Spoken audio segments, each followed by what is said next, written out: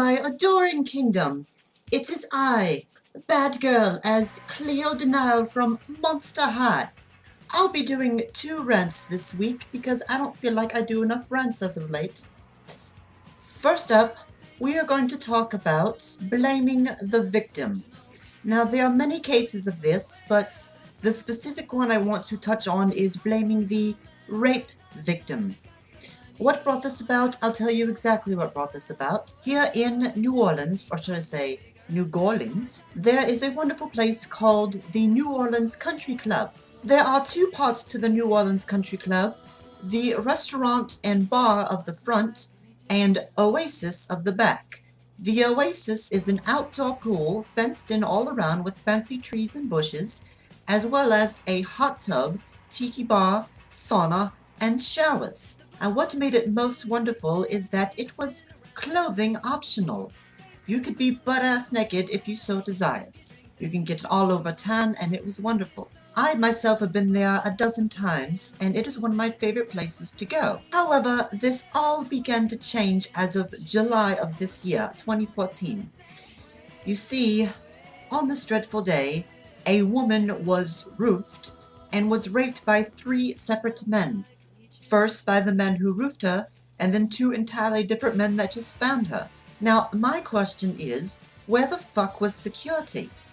There's usually security guards walking around because there is a no sex policy posted in more than one location around the country club. You may be naked, you may flirt, but you may not engage in any sexual conduct. So how the fuck was it that this woman was raped by 3 different men and no security guards ever put a stop to it? I mean, I can understand they wouldn't be able to connect it as rape right away, but let's say he catches the first man in the act. He would go up and say, "Sir, there's no sex allowed on the premises."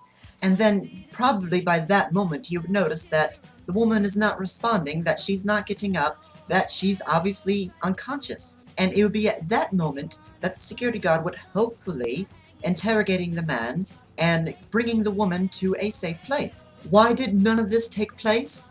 I don't know. But my bets are is that security just didn't give a fuck and didn't do the job that they were being paid to do. So this woman was angry, understandably so, and she filed a lawsuit with the New Orleans Country Club. And, well, the results just came in as of a little more than a week ago. Now, part of the verdict is to improve security.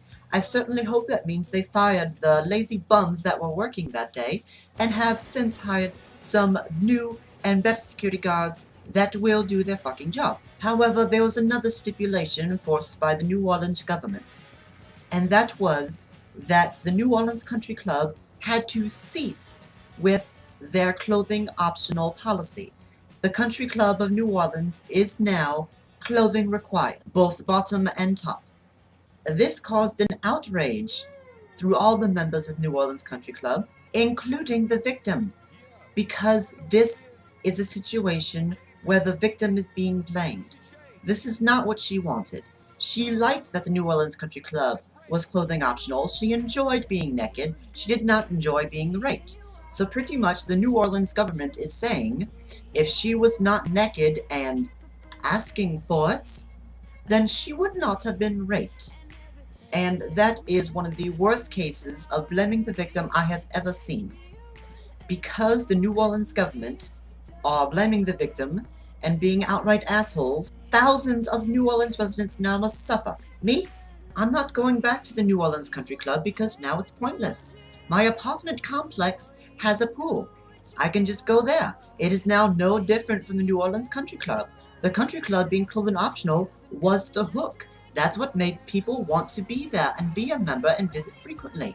But now that it's gone, it's just a regular pool. I do not think it is right in any situation for the victim to be blamed. This is not the only case. I've seen it many times before. If the victim is saying no, or is unconscious during the act and unable to say no, then it is rape.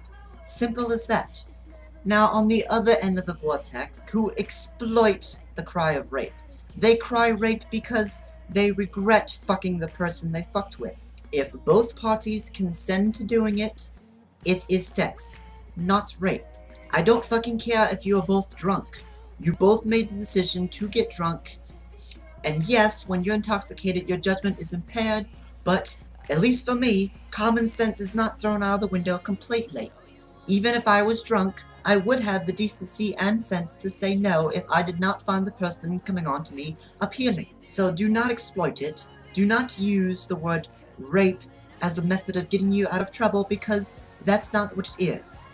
Rape is sex without consent. It is wrong, it is hurtful, and it should not be fucking happening. And when it does happen, the law should penalize the rapist, not the fucking victim.